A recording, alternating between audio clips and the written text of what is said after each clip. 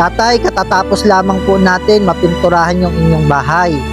Yung loob at labas, pati yung CR ay napinturahan na rin.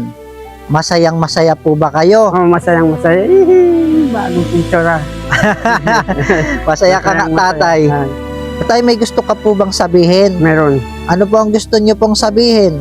Sobra-sobra ang tinulong namin ng Panginoon sa amin. Dahil binigyan kami ng magandang bahay. Magandang bahay talaga.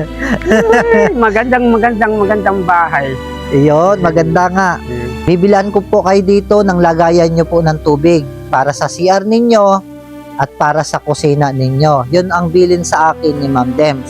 Itong bahay po ninyo, tatay, na regalo ng Panginoon sa tulong ng sponsor na nagpadala ng financial support. Ito po, tatay, ay iingatan nyo, ha? Ingatan. At huwag nyo itong ibibinta, ha? Hindi namin ibibigay yan. Usapan natin yan. Usapan. Talaga hindi namin ibibigay. Oo. Maganda na po ba, tatay, itong bahay ninyo? Ay, maganda na. Ikaw, Ate Ami, maganda na ba itong bahay nyo? Maganda po. Ha? Maganda po.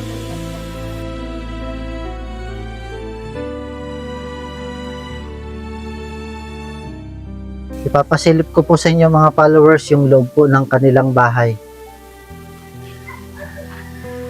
Ipahan po natin yung loob. Yung loob ng kanilang bahay.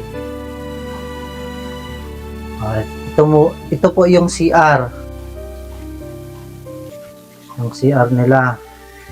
So, pinturado na rin yan. Then, dito tayo sa loob. Hop.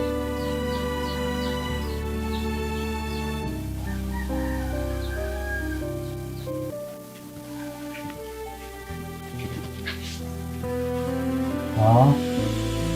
Ito yung loob ng bahay. Ito po ang kwarto ni Ami. Color pink ang pintura. Ay, Ami, kamusta na ikaw? Okay lang po. Masaya ka ba? Masaya po. Nasunod na yung gusto mo. Anong kulay? Thank po. Pink. Itong kwarto mo ay color pink ang pintura. So, tapos na po itong pinturahan. Kita nyo naman po.